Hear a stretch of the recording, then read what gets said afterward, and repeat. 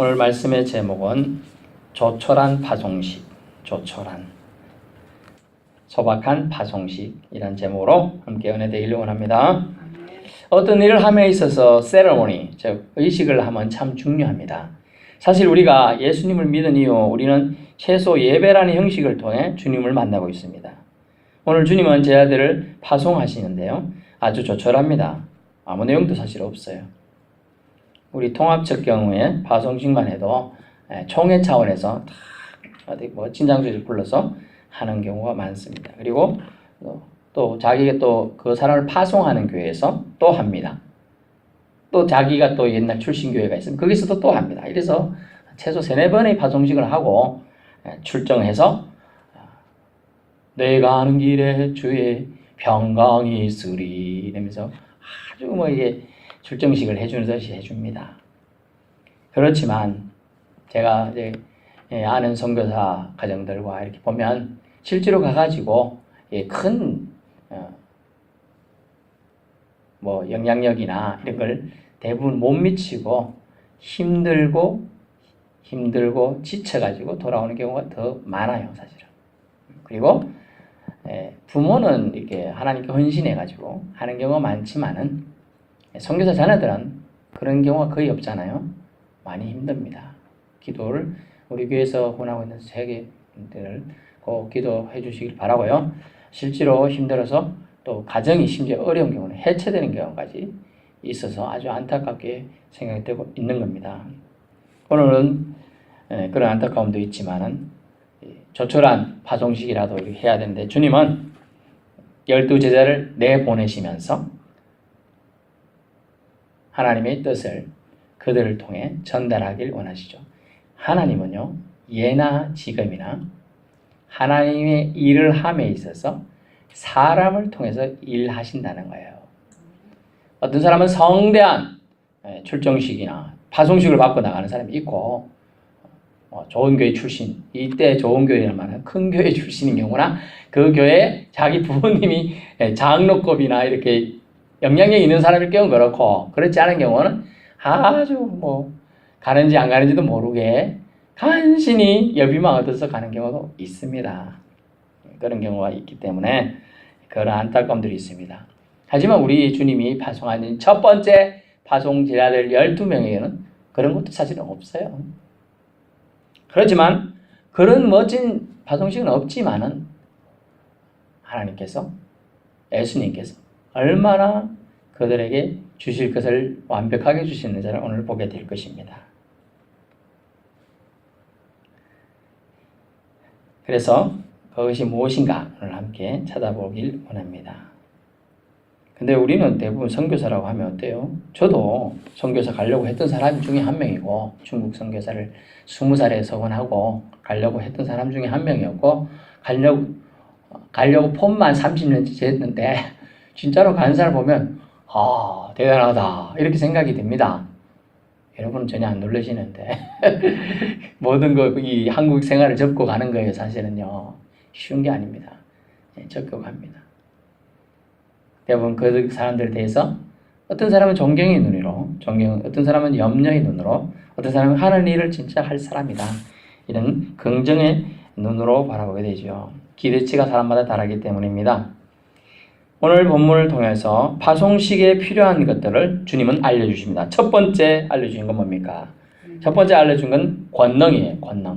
권능을 주신다. 파송한 사람은 주님은 권능을 반드시 주셨습니다. 1절 보십시오.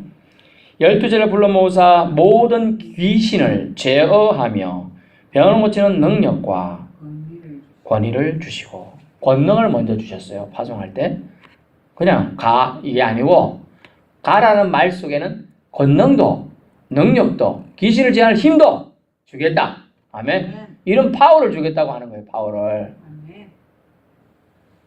이렇게 많은 예를 들게요. 우리 만약 아들이 저 가서 누구랑 건투시합을 한다. 아빠가 널 밀어줄게. 가서 등을 미는 그런 의미가 아니잖아요. 기도를 해준다든지 우선 딱 서포트 해주겠다는 강력한 그 기운적인 의미가 있는 거예요. 근데 주님은 권능을, 실질적으로 파워를 주는 거예요. 여러분, 파워하면 뭐가 좀 늦게 와닿아요? 우리 어르신들. 파워 뭐가 제일 힘 있어요? 다이너마이트예요. 다이너마이트. 다이너마이트 못 봤어요? 네, 그래요. 이렇게 길쭉하게 생긴 것도 있고요. 이렇게 조만하게 생긴 것도 있어요. 그거는 원리로 수류탄도 만들고 폭탄도 만들고 합니다.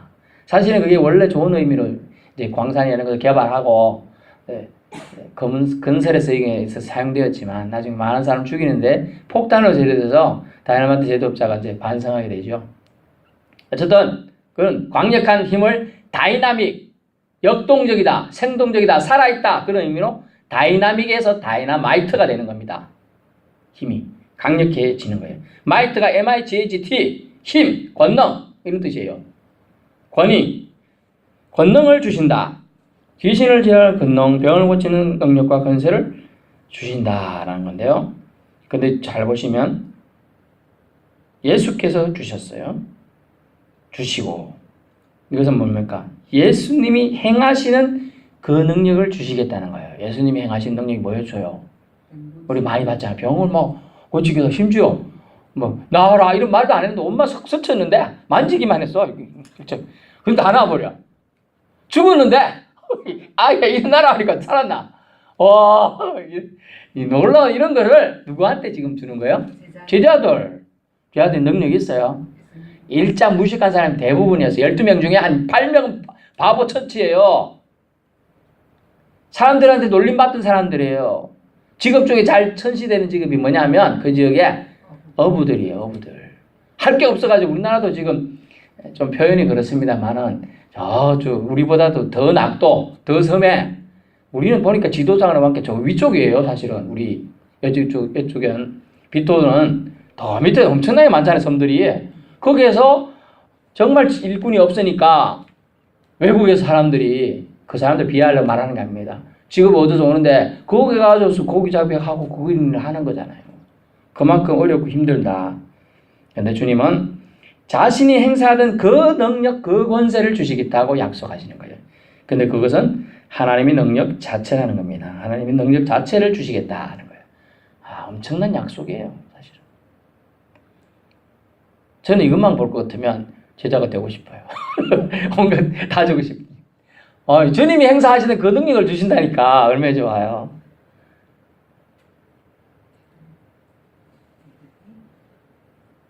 자비도 없는 사람한테 밥값 한다고 10만 원을 주면 너 밥값 10만 원 해라. 주면 기분이 막 너무 좋잖아. 아무것도 없이 10만 원 안 써도 기분 좋아. 아이고 이거 10만 원 갖고 짜장면 기분 좋으면 막 깐풍기도 먹을 수 있고 막 이렇게 새우 탕 이런 거 딱 먹을 수 있고 막 이렇게 시킬 수 있는 거야. 안 시켜 먹어도 기분은 좋아. 근데 주님은 약속을 이렇게 하신 거야. 그랬더니 그 결과가 어떻게 됩니까? 6절에 제자들이 나가 각 마을에 두려다니며 곳곳에 복음을 전하며 병을 고치더라. 고친 거예요. 병도 고치고 사실은 더 다른 병행구제에서는 귀신을 쫓아내며 죽기 이런 것까지 다 합니다. 제자들이 하는가요? 사실은 예수의 이름의 권능을 힘입어서 여러분도 할 수 있다는 거예요. 여러분 제자입니까? 제자입니다. 맞습니다. 제자는 뭘로 태어나죠? 훈련으로 태어나는 거예요. 말씀을 자꾸 들어야 그게 내한테 주시는 말씀을 들려요. 이건 나는 이제 병나리도 못하는데 저 김집사는 될 것 같고 나는 안 될 것 같아. 근데 이게 자꾸 말씀을 들으면 어느 날 나도 될 것 같아. 이렇게 와닿는 거예요. 말씀이.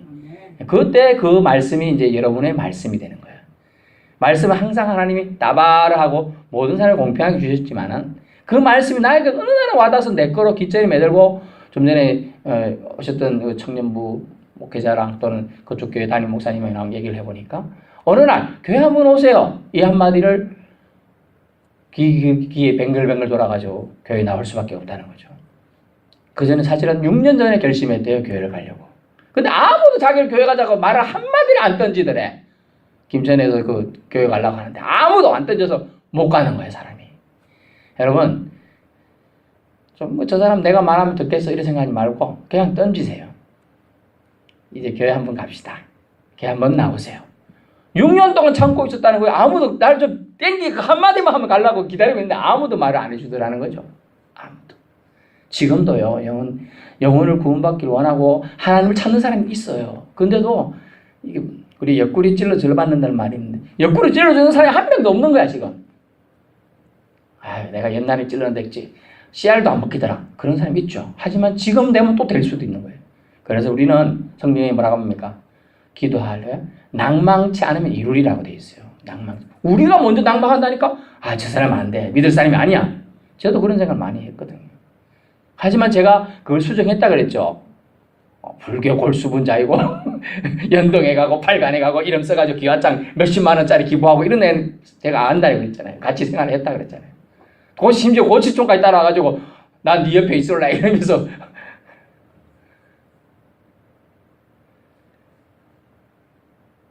그렇지만요, 우리가 주님이 우리에게 주신 권능은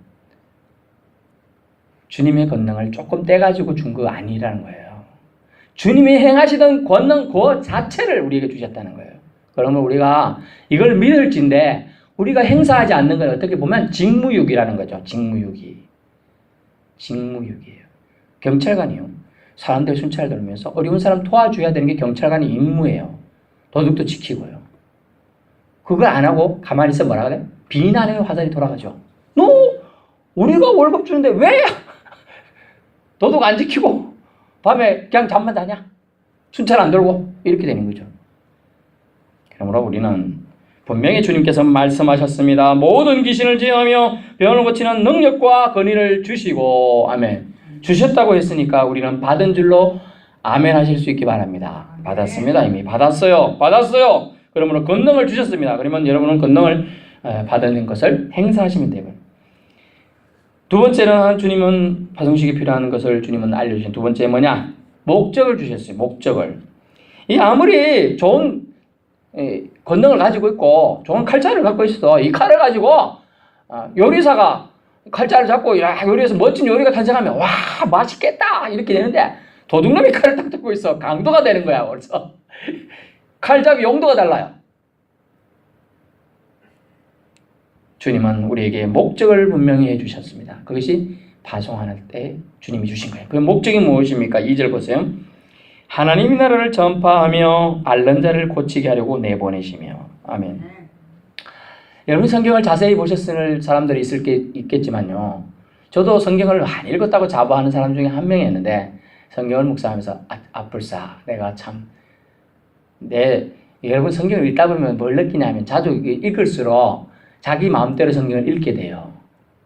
저는 이 성경 부분을 보면서 이렇게 많이 읽었어요. 하나님 나라를 전파함에 집중했지 앓는 자를 고치게 하려고 내보내시면 안 읽었어요. 무슨 뜻이냐면요. 우리가 대부분의 목적이라고 하면 하나님 나라를 전파 이거 상식이잖아요. 제자는 하나님 나라 파송을 하기 위해서 가는 거잖아요. 아닙니까? 그런데 성경에는 분명히 오늘 이렇게 써놨습니다. 목적을 하나님 나라를 전파하며 앓는 자를 고치게 하려고라고 했어요. 하려고는 목적을 뜻하는 겁니다. 앓는 자를 고치는 것도 하나님께서 우리를 파송하신 그 목적이 들어간다는 거예요. 병자를 그냥 못 본 척하고 지나가지 말라는 거예요. 기도하라는 거예요. 저는 그래서 지지난주도 부인회장 자꾸 기도하고 이장 부인 이름 잘 기억 안 나는 하여튼 자꾸 무릎 잡고 기도하고 제가 그 이장 부인은 잘 모르지만 그분은 앉아 계시고 저는 무릎 꿇고 기도해 줬다니까. 그분 앞에 기도합니다. 왜? 주님 분명히 말씀했습니다. 전파하며만 끝난 게 아니고 앓는 자를 고치게 하려고라고 해서 목적을 제한하지 않았어요. 그래서 목적을 분명하게 하라는 목적의식을 우리에게 주셨다는 거죠. 모든 의식엔 목적이 있어야 합니다. 그것도 분명히 있어야 돼요. 분명히.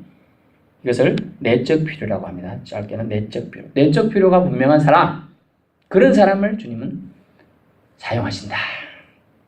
그래서 주님의 뜻을 전달하는 사람, 할 수 있는 사람이에요. 12지의 파송 목적은요. 하나님 나라 전파. 더하기 이제 오늘 말씀을 들은 여러분은 앓는 자를 고치게 하려고. 그래서 저도 여러분을 파송합니다. 영적 군사로서 파송합니다. 앓는 자를 고치는 일. 아픈 사람이 있으면 그냥 저는 어떻게 했냐면 어떻게 생각할지 모르지만 저는 철이 들고 기도할 때부터 제 이름이 철자가 있잖아요. 철이 항상 들어있는데 포항제철에서 저를 불렀다 그러잖아요.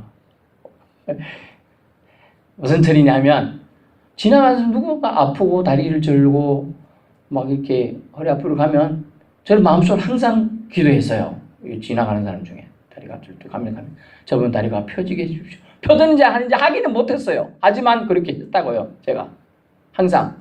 그리고 뭐 손이 이렇게 굽은 사람 또 제가 많이 봤잖아요. 이렇게 굽은 사람 손도 펴지게 해주옵소서. 또 혹시나 또 이렇게 구걸하며 앉아있는 분 저분 구걸 안 하고 먹고 살 수 있게 그런 기도를 했다니까요. 제가. 그런 마음들을 사실 품을 수 있어야 그것은 무슨 마음입니까? 긍휼의 마음인데 긍휼의 마음이 바로 하나님 아버지의 마음입니다. 아멘. 하나님 아버지가 만약 우리를 긍휼히 여기지 않았다면 하나님의 아들을 이 땅에 보내주지 않으셨을 거라는 거죠. 그러므로 우리는 긍휼의 마음 가져야 한다. 그래서 앓는 자를 고치게 하려고 목적도 있음을 분명히 기억하시기 바랍니다. 파송의 목적은 주님의 뜻이 전달되게 하는 것이 최고의 목적입니다. 그 뜻은 하나님 나라의 전파이며 이것은 하나님 나라의 확장이 되는 것입니다. 하나님의 통치, 이것이 하나님 나라의 원칙입니다. 하나님 나라 전파하는데 뭐냐? 우리는 애매모호해요. 개념이 없어요. 하나님 나라 전파, 하나님 나라 전파, 하나님 전파. 뭐지? 그건 하나님 나라의 전파는요, 하나님의 통치, 사버린이란다는데요. 하나님이 원하시는 형태의 사람들이, 하나님이 원하시는 형태의 사람들이 하나님을 높여드리는 것이 하나님 나라거든요. 서로 이간질하며 서로 못되게 하며 이게 아니에요. 그래서 하나님께서는 자신의 통치가 온 세상에 이루어지는 걸 원합니다. 그런데 그 포함 속에서 앓는 자들의 고침을 통해 그걸 가능하게 한다는 거예요. 그래서 하나님 나라의 통치는요, 자신의 캐리어, 경력이 아니고 자기 만족도 아니고요, 오직 복음에 목맨 사람들, 옛날 그래서 목사님들 뭐라고 합니까? 목을 내놓고 사는 사람들, 목사님.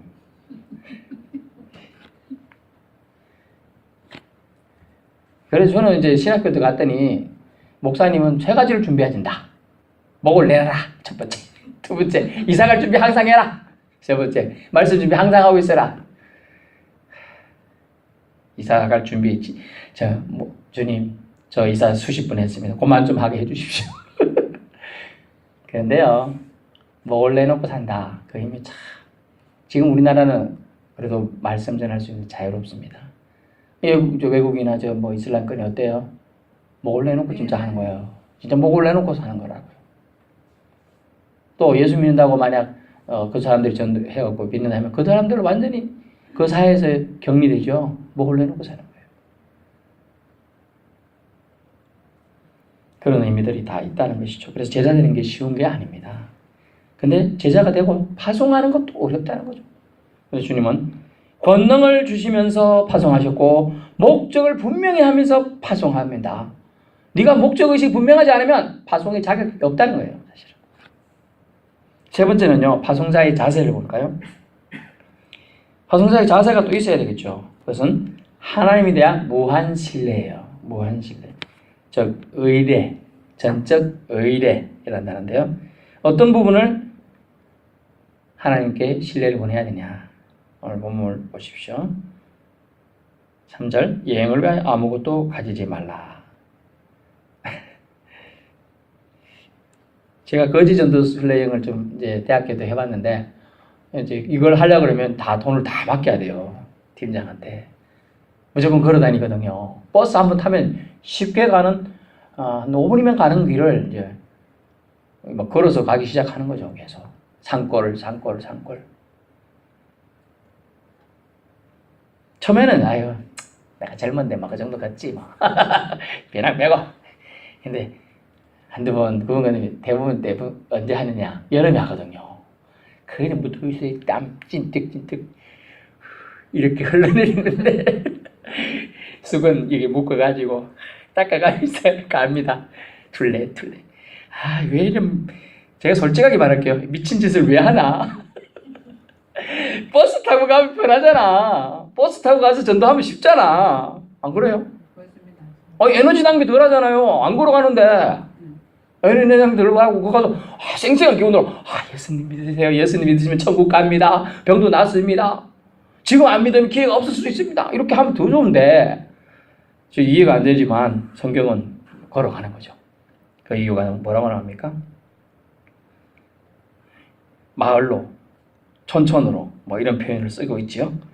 또, 천으로, 이런 표현을 쓰고. 빼먹을 수 있거든. 이해 안 되시죠? 버스 타고 가면 우리가 경치를 그냥 슉 이리 지나가면 이쪽 편 못 보고 그냥 다 가버리듯이 걸어가면 그걸 본다는 거죠. 그리고 이분들의 삶과 동행하게 돼요. 걸어가게 되면 지금 내가 이 정도 걸었는데 제가 가끔 차량 운행하다 보면 한 분씩 걸어가는 분이 있거든요. 제가 걸어봤으니까 알아. 저 고바에 조금만 올라가 땀이 줄줄 흐르던데, 등짝이 그냥 쭉 흐르던데, 어찌해야 되나. 그런 게 다 느껴지는 거예요. 그래서 걸어간 거죠. 그러면서 그들의 심정이 되어서, 이 마을에 살면서 얼마나 힘들었을까? 이걸 조금 더 느끼는 거죠. 그리고 가서 그 느낀 마음으로 전하는 거예요. 파송자의 자세는 결국 먹을 것, 입을 것, 돈, 여행에 필요한 모든 것을 주님이 채워주실 것을 믿는 신뢰, 무한 신뢰가 있어야 한다는 거죠. 그것을 외적 필요라고 합니다. 외적 필요. 그런 신뢰가 있냐 이거죠. 당장 내가 돈 오늘 벌러 안 가면 오늘 내일 먹을 밥그릇이 없다. 이렇게 되면 우리가 이 무한 신뢰를 못 보는 거예요. 그러니까 주님은 분명히 오늘 말씀하고 있습니다. 네가 나의 일을 하고 있느냐? 그렇다면 아무것도 가지지 말라. 지팡이도 필요 없고 배낭도 필요 없고 양식이나 돈, 두 벌 옷도 필요 없다. 주님께서 채워주시겠다. 채워주시겠다는 거예요. 채워주시겠다. 그리고 그들에게 뭐라고 합니까? 4절에 어느 집에 들어가든지 거기서 머물다가 거기서 떠나라 라고 되어 있어요. 이 말이 뭘까요? 물론 이제 영접하는 사람들도 있겠지만 영접하지 않는 사람도 많습니다. 전도에 보면 우리는 그런 거 압니다. 당장 나가. 그런 분도 많이 접해봤습니다. 들어오세요. 내가 믿지는 않지만 물 한 가락 드세요. 이 강냉이 맛있거든요. 한번 드세요. 이런 분도 있고요. 그런데 파송자의 자세는 뭐냐? 거부감을 극복해야 돼. 거부감을. 거절받음으로 상처받지 않겠다는 그걸 각오를 가지고 가야 된다는 거죠. 그래서 이렇게 말하고 있는 거죠. 5절 누구든지 너희를 영접하지 아니하거든 그 성에서 떠날 때 너희 발에서 먼지를 떨어버려 그들에게 증거를 삼으라. 너희 발에서 먼지를 떨어버리라. 영접하지 아니하거든 이런 걸 이미 주님은 예상했다는 거죠. 예상하시고 거절받음에 대한 두려워하지 말라. 파송자는 그런 걸 두려워하지 말아야 한다. 거부감을 극복해야 한다. 거부감. 나를 좋아하는 사람이 가득하리라고 상상하고 우리 나가지만 안 좋아하는 사람 더 많은 거예요. 내가 이 동네 살아온 지가 얼마인데 다 나를 좋아할 거야 생각하고 나간다고 하더라도 안 좋아하는 사람도 있을 수 있다는 거예요. 지금 거절감을 극복해야 한다는 거죠. 전에도 말씀드렸지만 저도 사람 좋아하고 안 하고 구분이 확실한 사람이라 저쪽에 싫어하는 사람 온다 획 눌러서 가는 사람입니다. 보기도 싫다. 근데 파송받는 사람 거절감을 극복해야 한다. 마지막 네 번째입니다. 네 번째는 뭡니까? 파송식에 필요한 것들. 주님은 알려주신 그것은 뭐냐? 파송 받아가는 사람에게 필요한 것은 뭐냐면 행함이에요. 행함. 순종이란 단어죠. 본문해 보십시오. 나가. 6절 나가라죠. 나가. 그 다음에 각 마을에 두루는 빼먹지 않는다는 뜻이 들어갑니다. 다니며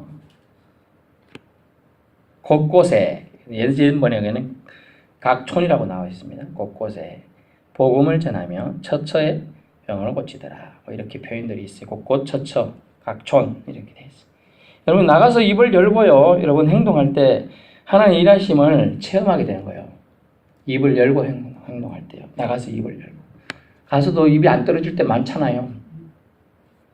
어제 전도하러 같이 가보니까. 이런 애도 있고요. 좀 덥고 힘드시겠지만 제가 이거 읽어드려도 될까요?